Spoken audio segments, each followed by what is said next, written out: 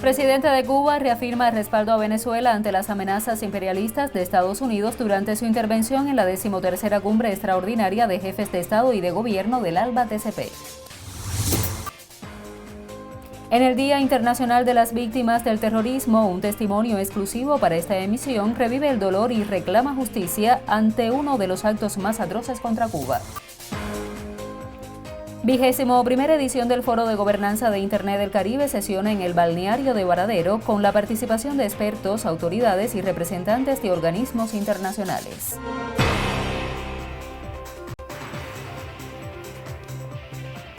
Desde La Habana reciba nuestros saludos. Soy Leidis Figueredo y a esta hora comparto con usted las noticias más relevantes de la jornada. Ya comenzamos.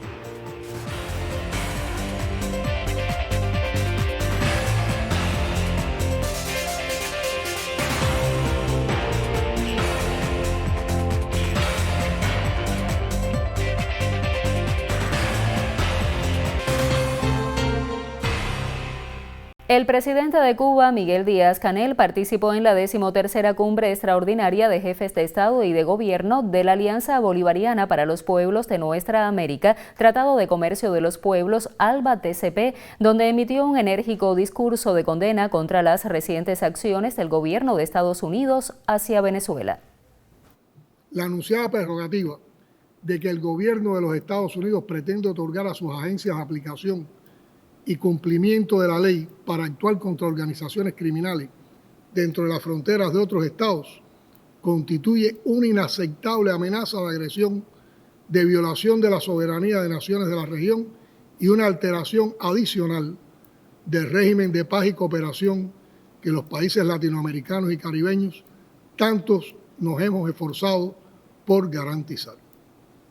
El citado despliegue de unidades navales militares hacia el sur del Caribe, bajo el mando del Comando Sur, según se dice, involucra hasta 4.000 efectivos y se presenta como acto disuasorio bajo el falso y desproporcionado argumento de combatir a los carteles del narcotráfico. Eso lo está diciendo y lo está promoviendo el estado más narco que hay en el mundo, que son los Estados Unidos. La cumbre extraordinaria del ALBA-TCP, celebrada de forma virtual, se convirtió en un espacio de solidaridad y apoyo al gobierno del presidente Nicolás Maduro ante las recientes amenazas del gobierno de Estados Unidos. Es por eso que Cuba denuncia firmemente esta nueva demostración de fuerza imperial y hace un llamado, nos unimos al llamado que tú haces, Nicolás, al ALBA-TCP y desde aquí a todos los pueblos del mundo a condenar esta irracional arremetida de la administración Trump. También denunciamos con igual firmeza el estímulo y la financiación a los planes terroristas contra Venezuela, así como la acusación mendaz lanzada por el gobierno de Estados Unidos contra el presidente Nicolás Maduro, que pretende asociarlo sin fundamento ni prueba alguna a organizaciones criminales vinculadas con el tráfico ilícito de drogas. Se trata nuevamente del tipo de maniobra a las que acude el imperialismo cuando alberga intenciones agresivas contra estados soberanos, cuando no es capaz de ahogar el espíritu de resistencia de los pueblos y necesita entonces un pretexto fraudulento para justificar sus acciones. Ante este escenario, Díaz-Canel amplió su denuncia sobre el conflicto en Gaza y estableció un paralelismo con la situación venezolana, instando a detener la impunidad sionista y la complicidad imperial. Las amenazas que hoy se ciernen sobre Venezuela se basan en la misma filosofía de despojo que ha convertido una pequeña franja de tierra en el infierno de este mundo. Basta ya de impunidad sionista, basta de complicidad imperial o viceversa. Todos los crímenes tienen perpetradores y cómplices para poderse sostener en el tiempo. El sionismo israelí y el imperialismo yanqui intercambian roles en sus ejercicios criminales. Cuba lo sabe bien porque en su genocida bloqueo el imperio siempre ha contado con el respaldo invariable del genocida israelí. Al término de su intervención en la cumbre extraordinaria, el líder cubano enfatizó el carácter antiimperialista y solidario del ALBA-TCP y destacó la decisión de defender la paz, la unidad y la seguridad regional, libres de toda forma de intervención extranjera. Nos enorgullece que ALBA-TCP se coloque a la vanguardia en la denuncia de los continuos acechos imperiales y que se proyecte como una voz firme frente a los designios estadounidenses. Esta alianza es nuestro primer escudo frente a los peligros que acechan a la paz y la seguridad de la región. En este contexto, apoyamos resueltamente el comunicado especial adoptado por el Grupo de Amigos en defensa de la Carta de las Naciones Unidas, mediante el cual los países miembros expresaron su preocupación por las declaradas intenciones del gobierno de los Estados Unidos de iniciar acciones militares en América Latina y el Caribe. En consonancia con la proclama de América Latina y el Caribe como zona de paz, consideramos necesario movilizar la denuncia de la comunidad de estados latinoamericanos y caribeños contra este nuevo intento colonizador, por lo que apoyamos la realización de una reunión extraordinaria de cancilleres de la CELAC. Y avanzamos con otras informaciones en Cuba Noticias. Materiales diversos componen el tercer contenedor solidario de este año para Cuba desde Valencia, España, el cual saldrá hacia el puerto cubano de Mariel a finales de agosto. El cargamento, por un monto de 70.000 euros, está destinado a apoyar al comedor social y la atención sociosanitaria del proyecto comunitario Quisicuaba. Los materiales y equipos de trabajo fueron donados por el Ayuntamiento Valenciano de Guadassuar, el Partido Comunista en Valencia, asociaciones de voluntariado como Corazón Express y numerosas personas de municipios como Bétera, Lealfas de Pi o Valencia. El cargamento y coordinación para el envío a la isla caribeña fueron auspiciados por Euskadi Cuba, la Asociación Ernesto Guevara de Torrejón de Ardós y la Asociación Valenciana de Amistad con Cuba, José Martí, todas integrantes del Movimiento Estatal de Solidaridad con Cuba. El contenedor incluye, además de la alimentación, insumos sanitarios variados que buscan apoyar la atención a la comunidad de Centro Habana, que forma parte del proyecto Quisicuaba, sobre todo adultos mayores y en riesgo de exclusión social. Se trata del quinto contenedor de la Asociación Valenciana, realiza junto al reconocido artista cubano de la plástica Michel Mirabal, conocido también como el pintor de las banderas cubanas. Y realizamos una primera pausa informativa en Cuba Noticias. En breve regresamos con otras informaciones. No se aparte de la sintonía.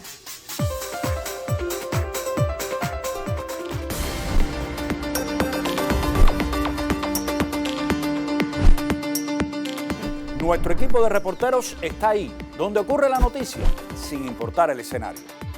Somos un staff de periodistas preparados en temas deportivos, culturales, científicos, económicos, sociales y de geopolítica mundial. Te contamos buenas y malas noticias. Y ponemos en contexto la realidad cubana y mundial. Excelentes comunicadores que, delante y detrás de cámaras, gestionamos y producimos los contenidos. 2025 no será diferente. Seguiremos comprometidos con la verdad y con Cuba. Confía en nosotros para estar siempre bien informado.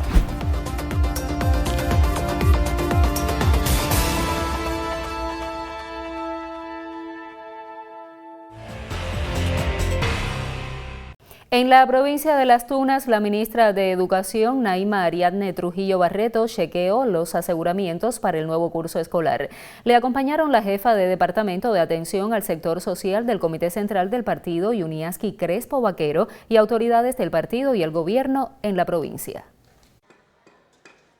A partir del 1 de septiembre, el centro docente Eliezer Botello del municipio tunero de Majibacoa se convertirá en el segundo semiinternado de ese territorio.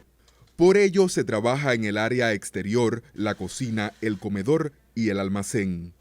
Hasta aquí llegó la ministra de Educación, Naima Ariadne Trujillo Barreto, como parte del recorrido que realiza por todo el país con el fin de chequear los aseguramientos para el próximo periodo lectivo. También visitó el área de formación vocacional del Palacio Provincial de Pioneros José Martí, acompañada por la jefa del Departamento de Atención al Sector Social del Comité Central del Partido, Yuniaski Crespo Vaquero, y por autoridades políticas y gubernamentales de la provincia. En el hogar de niños sin cuidado parental de 0 a 6 años, la ministra elogió al colectivo laboral por mantener el local en excelentes condiciones y atender a los pequeños con tanto amor. Tras el recorrido, en reunión de trabajo se chequearon los aseguramientos para el próximo curso escolar. La atención a los docentes formó parte del debate. Siempre lamentamos mucho que también la dimensión de nuestro sistema es muy grande, son muchos profesionales, pero ¿qué mejor podemos hacer que donde tenemos un profesor que nos falta, que podamos retribuir realmente al otro que está asumiendo esa actividad? Y en ese sentido estamos haciendo un grupo de propuestas nuevamente, estamos actualizando las que hicimos en la última etapa y nosotros esperamos poder tener unos resultados inmediatos, otros que serán, digamos, más estratégicos, más adelante, pero estamos empeñados en que eso suceda. Y lo que más pedimos es que haya una mirada integral. Además, la ministra dijo que el curso escolar será, como cada año, una fiesta de la familia cubana. Yo siempre digo, en Cuba hay dos momentos de la vida de la gente, cuando estamos de vacaciones y cuando estamos en la escuela. Y entonces siempre nosotros nos gusta mucho poder hacer gala del acompañamiento que se tiene abrumadoramente mayoritario de las familias, de las instituciones sociales, tratando de que esa fiesta suceda bien, porque además es para los más importantes de la sociedad, que son nuestros niños, nuestros adolescentes. Durante el encuentro, Yuniaski Crespo Vaquero manifestó que Las Tunas, al poseer una cobertura docente del 95%, superior a la media nacional, está en mejores condiciones que otras provincias del país, aunque la cifra representa un déficit de más de 600 maestros. También convocó a la unidad entre organismos, entidades y organizaciones en torno a la escuela como el centro más importante de la comunidad. Al cierre, el primer secretario del partido en Las Tunas, Osbel Lorenzo Rodríguez, señaló que se avanza en la reparación de las escuelas y convocó a un curso escolar exitoso y diferente como homenaje al centenario del natalicio de Fidel. Gianni López Brito, Cubavisión Internacional. Y ahora pasamos a la información meteorológica. Hacemos contacto vía telefónica con la máster en ciencias, Ailín Justiz. Bienvenida y adelante.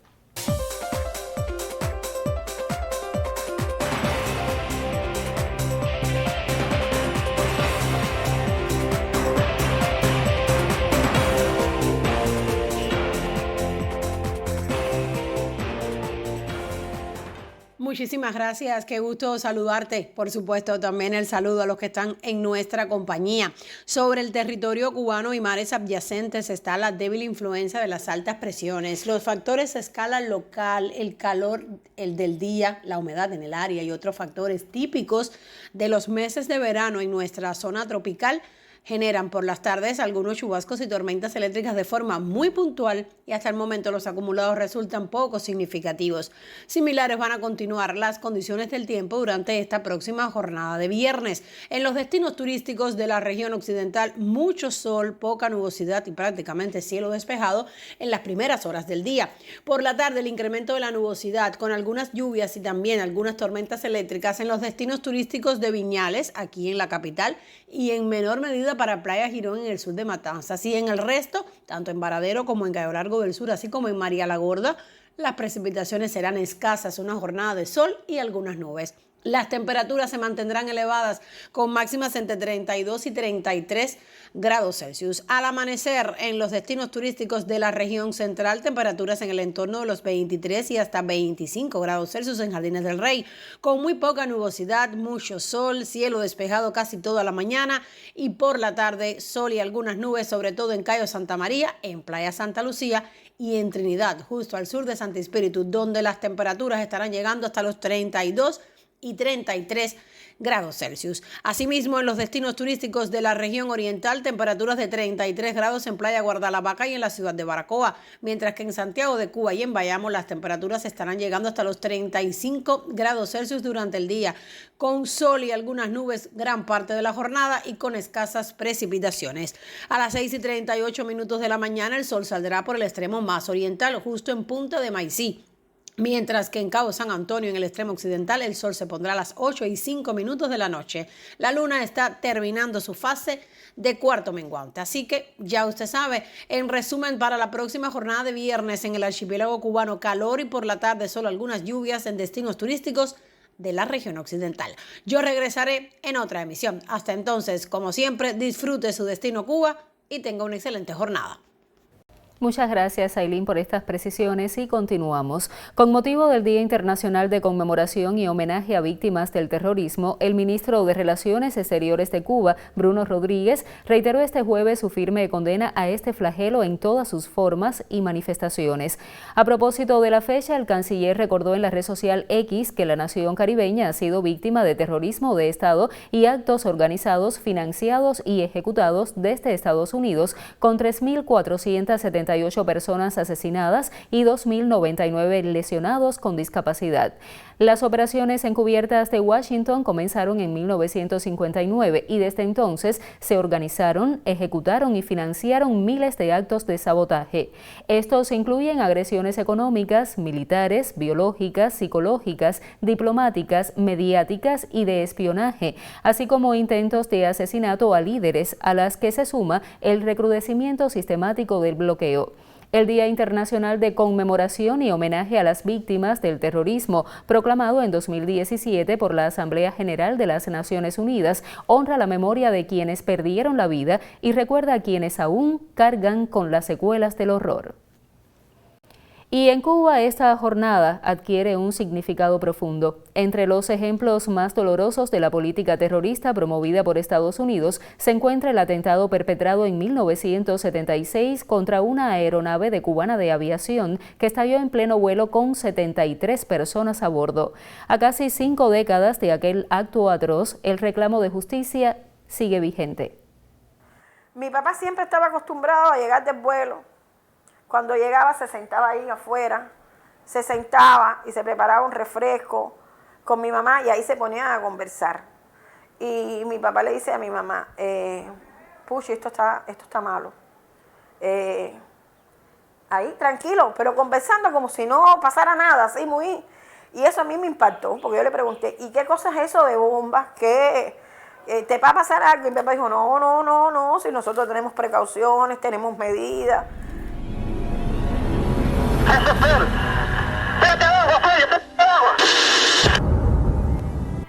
Eran más de las 8 de la noche y ya en el noticiero se estaba informando que hubo un avión que había caído en las costas de Barbados. Los años no borran los recuerdos, ni el dolor, la nostalgia por alguien que se marchó demasiado pronto. Aimel tenía 10 años cuando vio por última vez a su padre, Miguel Espinosa, quien se desempeñaba como piloto del vuelo que despegó de Barbados en octubre de 1976 y nunca llegó a su destino. Cuando mi papá fallece, mi papá estaba en la función de copiloto, porque una amistad de él le pide que por favor le supla en el vuelo porque su hijo cumplía años y mi papá va en ese momento en la función de copiloto. Y eso fue bien difícil porque yo le decía a mi mamá, mi papá murió, porque realmente en un inicio no decían eso. En un inicio nos dijeron, no, hay sobrevivientes, pueden haber cosas, después le vamos a informar, pero ya en el noticiero se estaba dando esa primera información y ya lo supo las personas del barrio y mi papá era una persona muy querida. De él anhela los abrazos que faltaron, lo imagina en su graduación. Lo añora cada 6 de octubre cuando para ella y otros familiares las víctimas son más que una cifra en nuestra historia. Son amigos, hermanos, hijos, padres. Aimel solo desea un monumento, un lugar donde dejarle a su padre un homenaje tangible, porque el tributo más valioso, ese que reniega del olvido, lo erigió ella con su profesión, con su labor en el Comité de los Familiares de las Víctimas de Barbados. Un papá querido, un papá que se preocupaba. Y eso a uno le duele mucho porque... Yo digo que mi papá se perdió de mí cuando yo me gradué en el pre, cuando me gradué de médico, cuando me dieron el carnet del partido, cuando fui oficial de las Fuerzas Armadas. Todas esas cosas se las perdió mi papá. Pero es una persona que yo lo tengo que extrañar mucho porque yo soy la menor de todos sus hijos. Nosotros somos 5 hermanos. Yo me siento orgullosa del padre que tuve. Pero tú me faltas hace tantos días que quiero y no puedo tener alegrías. Ernesto Aguilar, Vladimir Borges y Gabriela Velázquez para Cubavisión Internacional. Y realizamos una segunda pausa informativa. En breve regresamos con noticias deportivas. Acompáñenos.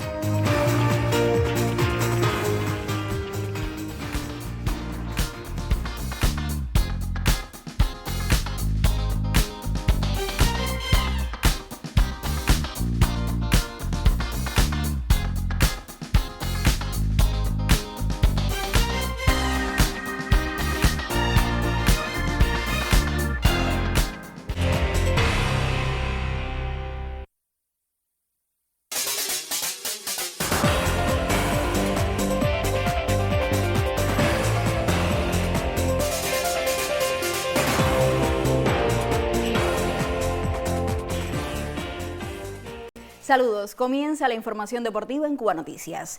El canotaje de velocidad continúa con las buenas noticias para la delegación de la Mayor de las Antillas en esta segunda edición de los Juegos Panamericanos Junior de Asunción 2025.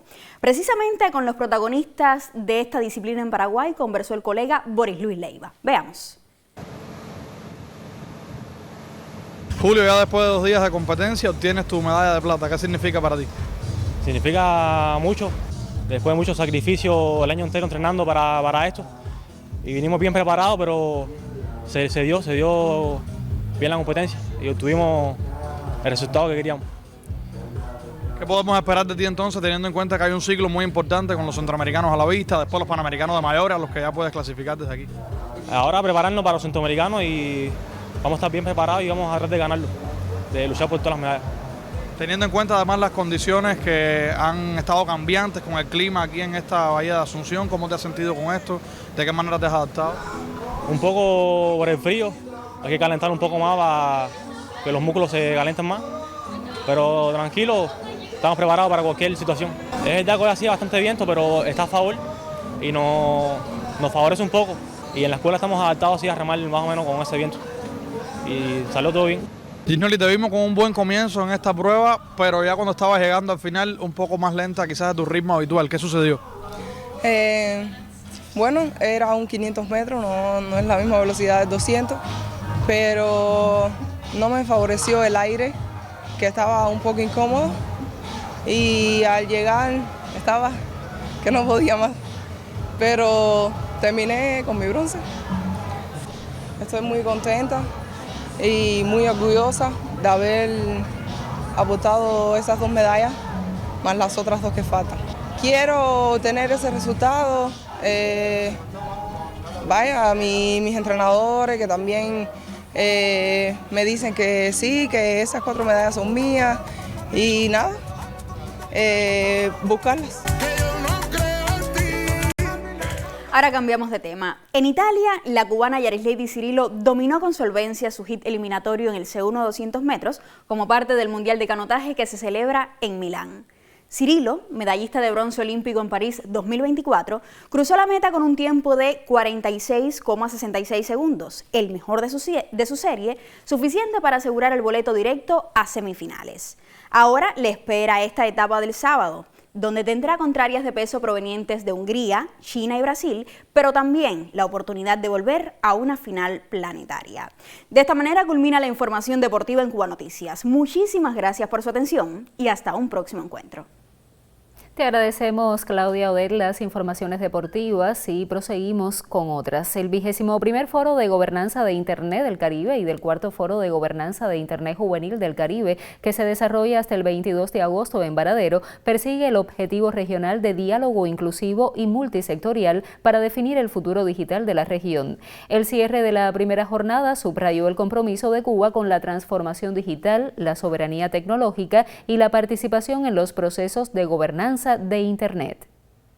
El Foro de Gobernanza de Internet del Caribe, que ocurre por primera vez en Cuba, enfatiza la importancia sobre la soberanía tecnológica y de la conectividad como pilares para el desarrollo, destacando el objetivo regional de diálogo inclusivo y multisectorial para definir el futuro digital del Caribe.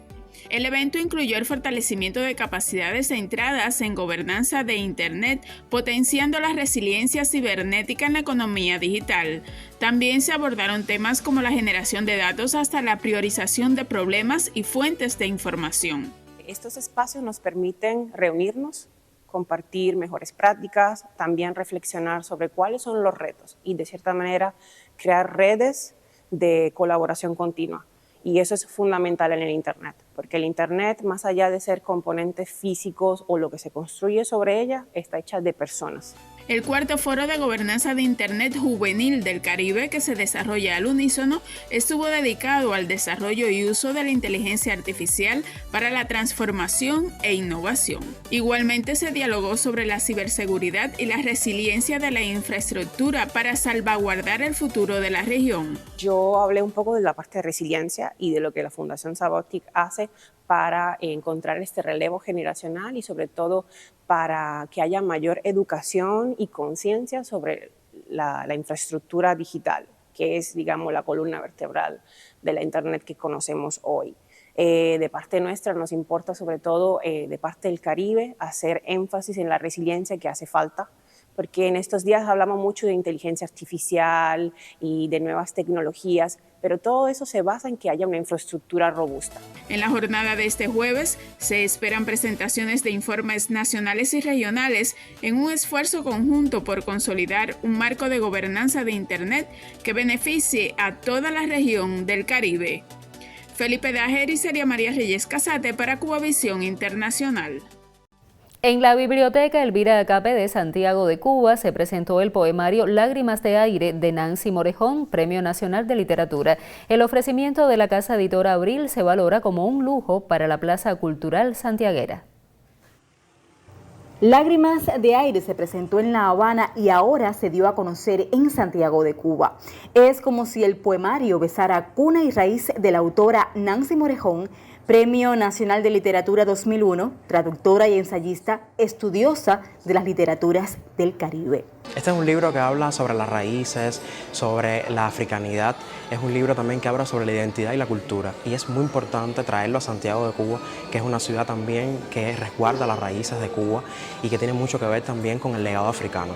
Nancy es una artista, Premio Nacional de Literatura, que nos prestigia a todos y para la Casa Editora Abril poder presentar en las conmemoraciones por los 45 años de la institución el libro Lágrimas de Aire, que además tiene pinturas, obras plásticas del artista Roberto Diago, pues es una maravilla. Y teníamos que venir a Santiago, teníamos que traer ese libro y compartirlo con el público santiaguero que gusta mucho de estas propuestas. Pero es un libro a varias bandas, porque no solamente tiene esa poesía, que ya es mucho en estos tiempos, la poesía nos tiene que abrazar, sino porque trata de la obra plástica de Roberto Diago, se entrelazan perfectamente con la obra plástica de Roberto Diago y además es un libro que está vertido al inglés. Sentenció Reinaldo Cedeño, Premio Nacional de Periodismo Cultural, que presentar un libro de poesía es una tarea ardua que ve como urgencia, pues la poesía tiene mucho que hacer hoy y en todos los tiempos. Santiago de Cuba agradece. Robier Mesa y Karina Sotomayor, Cubavisión Internacional. Y así ponemos punto final a esta emisión de Cuba Noticias. Gracias por su atención y recuerde que nos puede encontrar como Cubavisión Internacional en plataformas digitales. Hasta pronto.